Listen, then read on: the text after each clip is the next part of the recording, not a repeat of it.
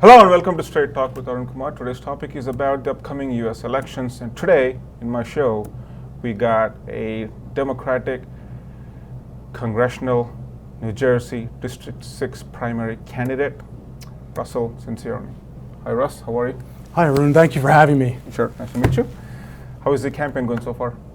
The campaign is going very well, thank Yeah. you, yeah. We have lots of support from the community, many volunteers signing up, and we're really excited for progressive change in our district. So let me start with your background a little bit. So who is Russell? Right now, my job, I work as a government attorney. I serve the common good. I fight for housing justice. And in my career as an attorney, I stand in courtrooms and I argue that the laws should apply to everyone equally. And I've even had the opportunity to draft some laws that now protect tenants from scams and fraud. So that's my career right now, being a public servant. And I think that representatives should be public servants, loyal to the people here. And that's really the overarching theme of our campaign, loyalty to the people. Why politics? Well, that's a great question. Politics is our expression of our values, right? And to me, I believe in a lot of big ideas, and in politics, if you want to change something, you better be in it to fight for that change. Yeah, I like that. Yeah, and that's part of the change. Exactly, yes. So why the House? Why not Senate or local body elections or anything like that? Why running for House? There are many reasons, but primarily, I have a 2.5-year-old son. I'm a father, and to me, I made a promise to my son to do everything I could to fight for his future. And right now, the climate crisis is on our doorsteps, and it's threatening his future and all of our future, right? New Jersey has been particularly hit hard by climate change already. It's the 16th worst state in the United States in terms of carbon emissions after California, after Texas and California. Yeah. Yep. So, and we have polluted air here. Our air gets an F rating from the American Lung Association in both Middlesex and Monmouth counties. And to fight for a better future for my son and all of our families here, we have to address the climate crisis on a national stage. And the U.S. House of Representatives is uniquely positioned to deal with that. So how do you plan to bring your attorney experience to the table? How does that help in your congressional run? So at least half of the job as a congressional representative is a legislator. So you have to draft laws that will affect the will of the people in your district. And being an attorney with legislative experience, I'll bring that experience to Congress with me. And also, like I said, being a public servant, really understanding the issues of our district are super important. And attorneys are uniquely positioned to also review other proposals by other representatives. So that's why having that experience is super useful for our district in Congress. I'll use that to always fight for the people. And being an advocate as an attorney has given me the experience to do that. Normally there's one elephant in the room, but in your case there are two elephants in the room to address. One is Mr. President Donald Trump, and we also have Frank Pallone, who's the current incumbent from your district, right? So let's tackle one at a time. Let's talk about Frank Pallone Jr. So he is a very formidable opponent you got. So how do you plan on tackling that? He has been elected uninterruptedly since 1988, and he also has a state Senate experience. So he has a wealth of experience, and you are relatively a newcomer. So how do you handle that? That's true. Yeah, I am a newcomer to politics. So Frank Pallone has represented this district for about 30 years, and I was 2 years old when he was first elected. So I believe in congressional term limits. I think that our representatives should have term limits on them. But I was going to ask you the question. But really what this is about, it's not about what Frank Pallone has done in the past. It's about new leadership for our future. And will we have a representative that can demand the bold change that we need? Will we have a representative that will call for a Green New Deal to go 100% renewable energy by 2030? Will we have a representative that will demand to guarantee health coverage to our 700,000 New Jerseyans that have no health insurance with Medicare for All, and also lower the costs of health insurance here? Will we have a representative that says no to corporate money and wants to fight corruption in Congress? And those are the ideals that my campaign is bringing to the table. Yeah, talking about congressional terms, we tried to introduce that sometime in the past, a couple of times in the House about the congressional, putting term limits on congressmen. That did not go through, that right? Yeah. We tried that in the past. Some states have tried gubernatorial term limits also, but yeah, so how is Russ different from Frank? So the three big policy proposals that I just mentioned, those are the things that I support. I support a Green New Deal, Medicare for All, ending the big money's influence in politics. The corruption in Washington has to end. I've taken pledges to the people here in our district to always be loyal to our families here, to always fight for our best interests of the 99%. And my campaign is grassroots, so that means we're just of, by, and for the people. And that's really a unique thing in our district. It hasn't been done in 30 years. So talking about providing Medicare to all, would that impose an additional tax burden on the citizens? Medicare for All is actually a middle-class tax cut. The average person in our district will save about $3,000 a year, and there's no copays, no deductibles, and the maximum you'll pay for your medicine a year is $200. So Medicare for All is a tax cut on Americans when you consider the amount that we pay for our health insurance now as a tax, right? In New Jersey, in our district, we pay the 5th highest in the nation for our health care. Even when we have employer-sponsored health coverage, our employers are paying for our health insurance. The average cost is about $17,000 a year when you include premiums and deductibles. So Medicare for All really is about returning our healthcare decisions to us again. Because right now, our insurance providers and the companies that we work for make all the decisions in our healthcare for us. Medicare for All return that power back to us, so there's only two decision makers in the process, ourselves and the doctors. Whatever you need will be covered with Medicare for All for a lower price, and I think it will really benefit our district in particular. There's 45,000 people that have no health insurance. We might be, like you said, we might be 5th highest in terms of healthcare costs, but we are also the highest in terms of property taxes in the nation. First of all, are you in favor of bringing the property taxes down or no? Absolutely, yeah. We should lower property taxes. How can we do that? So New Jersey, the average New Jerseyan pays about $9,000 Yep. in taxes, and that really makes our homes unaffordable.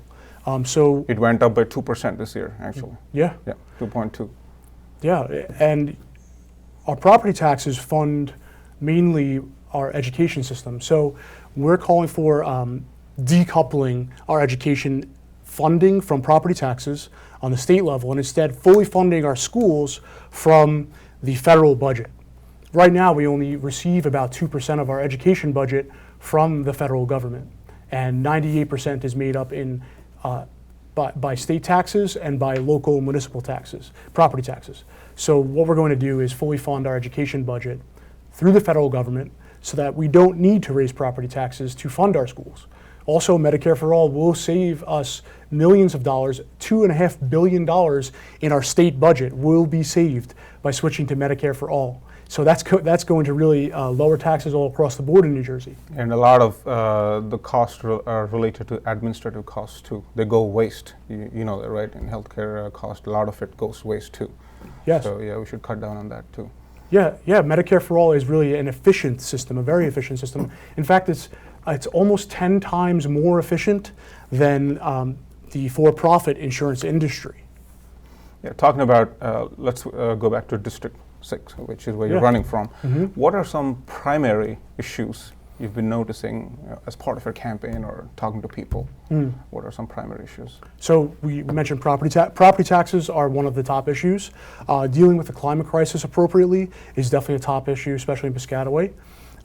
We have like I mentioned before, our air pollution is getting out of hand, with the big tractor trailers passing through. So dealing with the climate crisis is definitely at the forefront of citizens' concerns here. We are a shoreline district. The entire district touches some body of water. Yep. And New Jersey's seen 2 feet of sea level rise, 2-degree warming. We're the fastest warming state in the nation. There are parts of our district that actually flood when it rains very heavily. The main streets are flooded and can't get through. So dealing with the climate crisis is a top concern for citizens here as well. What do you think some measures we could take to tackle the CO2 emissions or greenhouse emissions or environmental pollution, things like that? What are some things we could do? There are honestly very many things that we can do. This is an issue that we haven't addressed properly since the dawn of the fossil fuel age. Really, a Green New Deal demands 100% renewable energy by the year 2030. That's what I'm calling for. Mm-hmm. So we'll reduce our carbon emissions and switch and evolve to renewable energy that's clean. Oh, and that's aggressive, 10 years. It is aggressive, It is right? aggressive. Yes, but according to the UN IPCC report that came out 2 years ago now, we only have 10 years to deal with this. Yeah. There's a small window of opportunity that's closing, and it closes by 2030. If we don't deal with it now, we're going to be paying the price anyway in the future in terms of cleanup, dealing with disasters. Hurricane Sandy cost our state over $40 billion. Dealing with the cleanup is far more expensive than creating new jobs here, transitioning to renewable energy, lowering the cost of electricity. That's what the Green New Deal is calling for. It's an economic stimulus package for our state. Talking about environmental pollution, what do you think about us pulling out of the Paris Agreement? Do you think we should be part of that, or? Yeah, we definitely should be part of the Paris Agreement. It was a huge mistake to pull out of it, but even so, we have not reached the Paris Agreement ideals anyway, and science today, since the Paris Agreement was agreed to, science today has now found that meeting those goals are not bold enough to save ourselves. Some liberals or some Democrats are proposing imposing a carbon tax and providing tax credits or incentives to companies or regulating it. What's your take on that? So I think it's a step in the correct direction that we have to go towards, but it's definitely not enough. Absolutely not enough. If that's the only climate bill that we're proposing right now, that's a huge mistake, because carbon taxing creates higher expenses to consumers, right? Mm-hmm. If we're still using fossil fuels, then anyone who's paying for their electric bill is going to see an electric bill increase because the consumers are going to pay for that. A carbon tax also will make it more expensive to do business here, unless we transition to renewable energy. The best way forward is to make the transition now and have all of our electric producing utilities be community owned and community based with community jobs that are union jobs. What do you think about solar and wind energies? Do you think we tap that potential enough, or do you think there's a lot left unexplored in that wind and solar front? There's definitely a lot that has not been explored yet. I'm absolutely excited by the new research and development that's going on in that field. We've recently developed new battery storage capacities that are really unlocking the potential of wind and solar panels. It's really the start of a burgeoning field of the future. Basically, we have to go to renewables because they're clean and they're safe. There's never a windmill spill or a solar panel spill, compared to fossil fuels. Into the ocean or anything like that. Yeah. Exactly. So that's the wave of the future. It's an evolution of humanity. It's a revolution, and if we do it by 2030, we can get as close to zero as possible cost for electricity, and that's really exciting. No, I like that wishful and ambitious thinking. I mean, I think we should all care about our planet and the environment. Switching gears a little bit here, what do you think about the student loan debts? You're running for Congress, so I'm going to focus on federal issues too. What do you think about student loan debts? Because I think there's about $1.5 trillion dollars of student loan debts. Yes. What do you think about how that could be handled? What's your solution for that? So student loan debt is now the second largest debt category behind mortgages. And you're right, there's about $1.5 right? trillion Yep. in student loan debt. 45 million Americans are dealing with student loan debt today. So we promised college students, go to college, get a great education, and you'll be prepared for the jobs of the future. And for far too long, we've been shackling an entire generation with student loan debt.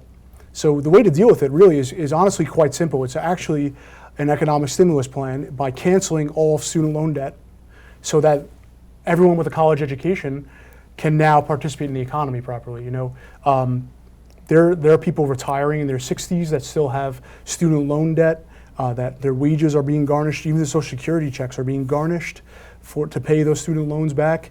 And essentially student loans are a scam, because if you take a student loan, you can only pay high interest rates like 7 to 8%, even higher. And also it shackles you to the debt because it's not dischargeable with bankruptcy or anything like that. So the way we deal with it is canceling it. And actually every economic study of it, which was used similar models to Standard & Poor's, which is a top economic S&P. Analysis, has shown that within 5 years, canceling student debt actually pays for itself with all the economic stimulus that goes on afterwards. You know, anyone with student loan debt will be able to participate in the economy, like start a business, purchase more goods from other businesses, and really unlock their potential. I don't think lenders would be too happy, but well, actually, surprisingly, 95% of the debt is held by the federal government. It's Right. really Okay. so Right. our federal government has already paid for it. You know, and Right. going forward as well, we have to make colleges, public universities free as well. So let's talk about Mr. Trump. So do you think Trump is a factor in your race for the House? Is it a positive or negative factor? I really don't think that he will affect it that much. You know, this is a strongly Democratic district. We've been voting for Democrats for a very long A time. long time, yeah. And to me, I want to focus on the issues more and the policies that we're putting forth rather than any individual candidate. And that's really what our campaign's about. Well, that individual is the president of the country, so you know, he like it or not, he might impact your results, you know, either positive or negative way. So, if you were hypothetically, if you were to become a congressman, would you have voted for impeachment of Trump? Yes, absolutely. In fact, I would have started the impeachment inquiry far sooner. I believe on day one of his presidency, he was taking money in violation of the Emoluments Clause, and also he's committed so many impeachable offenses that they should all be investigated. Really, I wanted to see a very in-depth impeachment inquiry with many more witnesses called, so that we would put the best case forward for the impeachment trial in the Senate. Right? As an attorney, we're taught that you build the best case possible against anyone you bring a lawsuit against, and to focus on a narrow issue like the Ukraine scandal, I think was a huge mistake, to be honest. We should have also brought in his self-dealing, his violations of public trust, and of course the foreign interference that he's been really asking for and helping and using. Yeah, those are all part of the articles of impeachment. Yeah, that's right. That's right. What do you think about, let's go back to taxes. What do you think about the Trump tax reform plan? Do you think it was good, it was bad? It was the worst tax reform possible for people of New Jersey. And Why, because you're a Democrat? What's that? Because you're a Democrat? No, because he took away the SALT deduction. The state and local tax deduction really hit New Jerseyans very hard. Our property taxes, like we said, are very high here. Anybody who pays more than $10K a year in property taxes is now being double taxed on those taxes they're paying to the federal government. And really what we saw, we've now seen the effects of it, where trillions of dollars were handed out to the top 1% of earners in our country. So multi-billionaires received the vast majority of tax cuts something like 90% of the tax cuts went to the top 1%, multi-billionaires. And also, the tax reform was done overnight with no economic analysis, with very little notice to Congress, and that's really not what good tax policy looks like. We should be lowering taxes on working people, not on Jeff Bezos. So there's nothing good coming out of that tax plan at all? You don't see anything good in that plan? So the tax cut Yep. was... I mean, the tax reform itself, there's nothing good coming out of it? Everything's bad? So actually, I think the New York Times just recently did an economic analysis, and really what we've seen is there's been none of the positives that they had touted before passing this tax cut have come into effect. So basically, there's been no trickle down what they promised to working people, and working people are struggling to get by.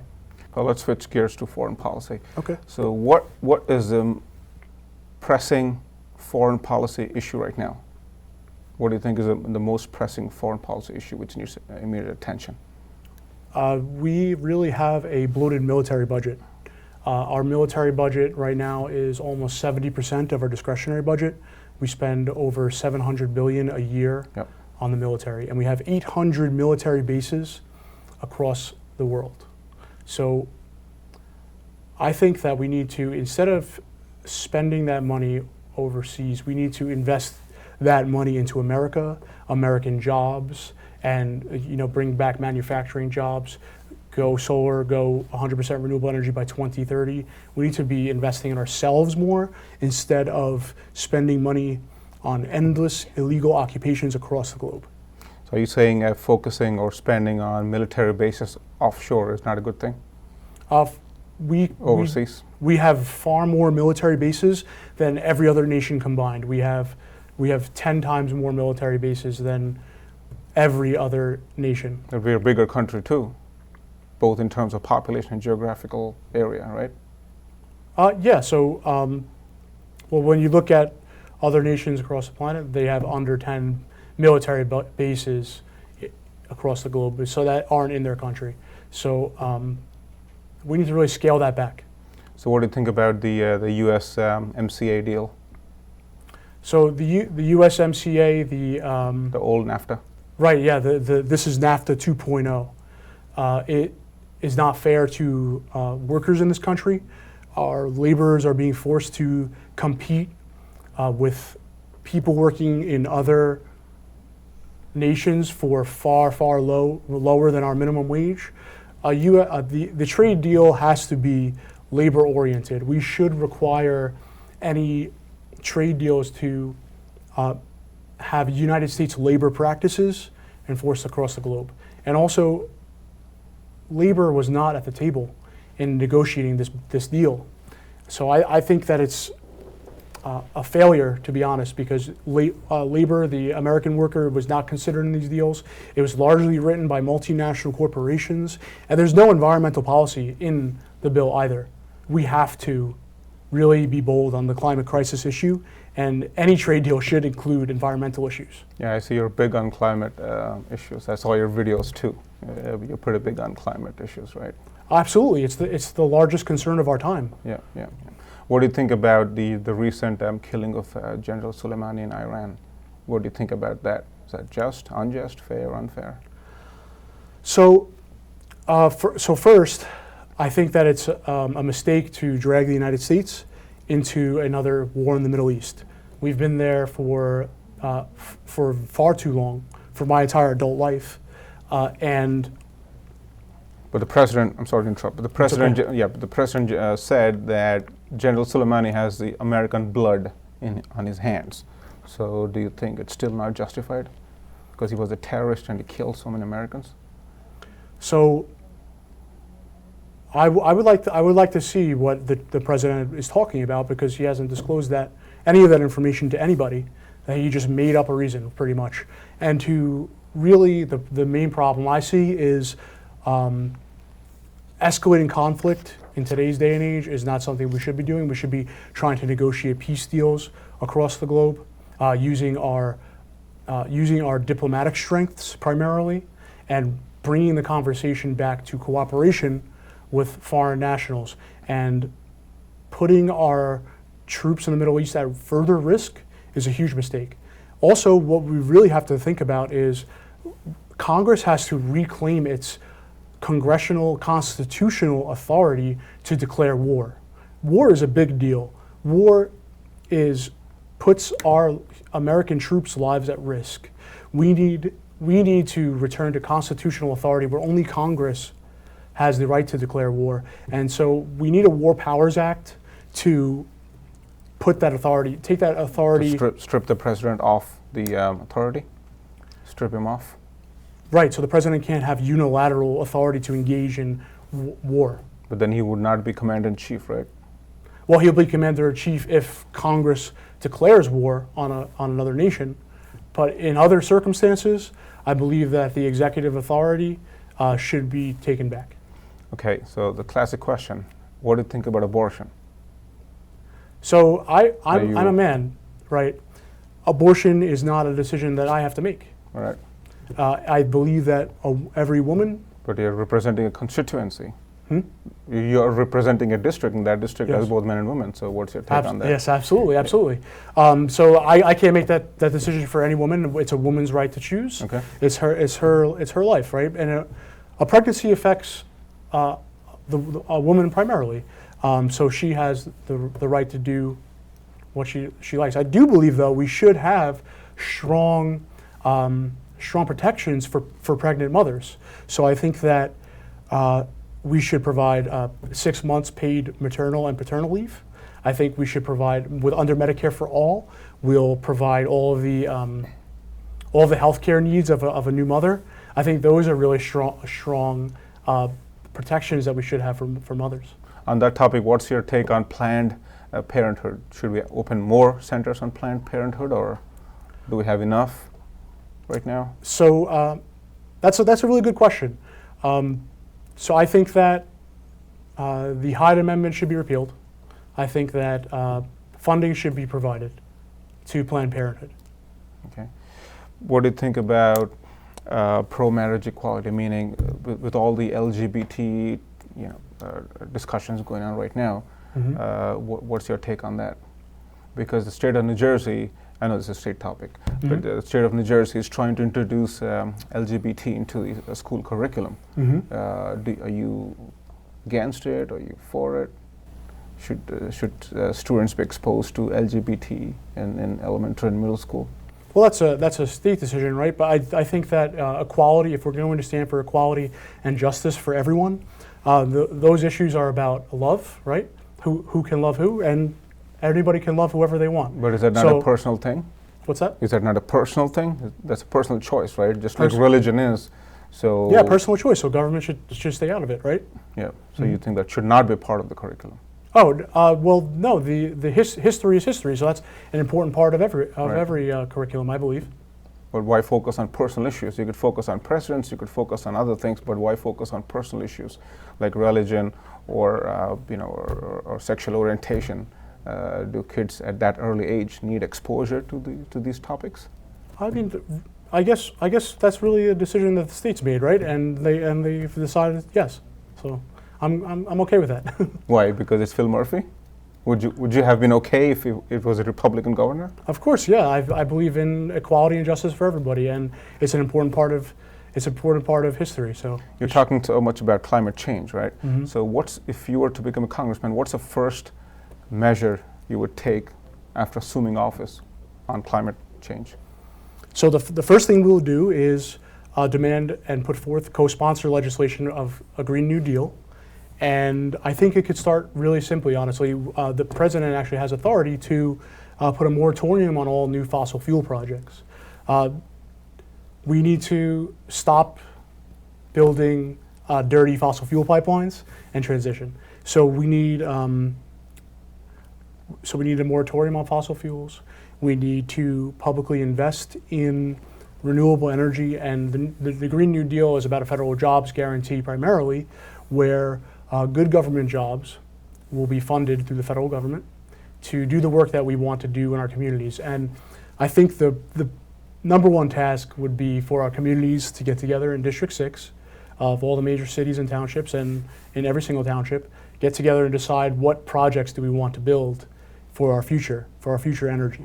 And it's actually a very democratic process where everyone's opinions will be counted towards building our communities and creating lots of new jobs in New Jersey. So with so many contenders in the presidential race, from a Democratic perspective, who do you root for? Whom are you supporting? Good question, and honestly, I don't think that my opinion should matter that much on who I like for president. But for me, yeah, who does Russell personally root for? Personally, I do like Bernie Sanders and Elizabeth Warren. I believe that they're progressives, and I really like any. You got to pick one. You can't pick two. I can't. Oh, I have to pick one. Yeah, okay. there's only one. There are seat. rules. There's only one seat. There are rules. You can't pick two. You got to pick one.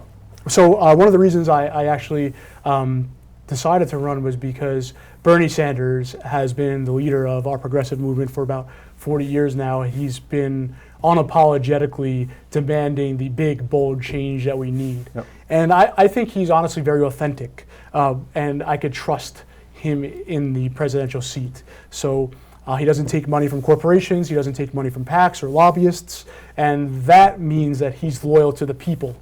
So that's why I really like him.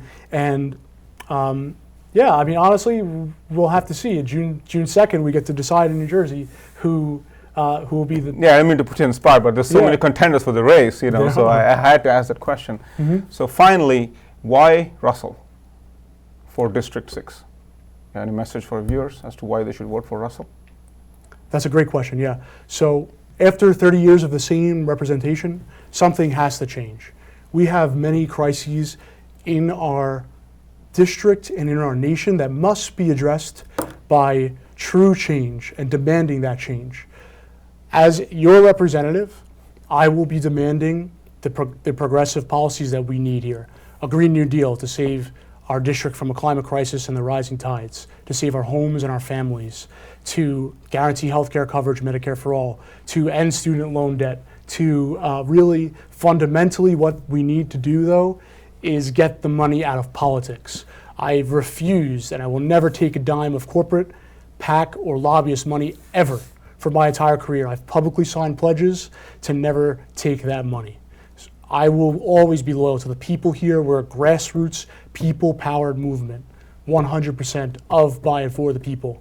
And within my first 100 days, I'll propose anti-corruption provisions in Congress, climate change provisions in Congress that will really liberate our district and provide opportunity for all people. This campaign is about taking the power back from the billionaire class, from the corporations that have dominated our political life, and put the power back into the hands of the people, because the first three words of the Constitution are "we the people."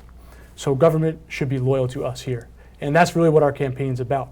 And I'm looking forward to continuing in this race. It's been a great couple of months so far. We've met many people in our district, and if anybody wants to go to our website, it's russforus2020.com. And yeah, that's... I like that. I saw your website, and I like you sticking to a policy. You pledge not to take any donation from the oil, the gas, and I think you mentioned that in your website, right?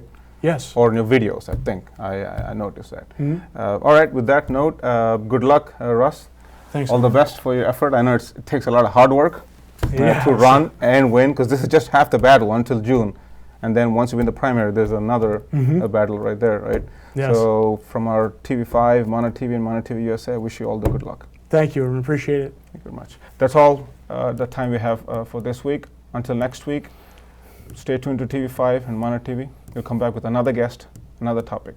Until then, thank you very much. God bless America.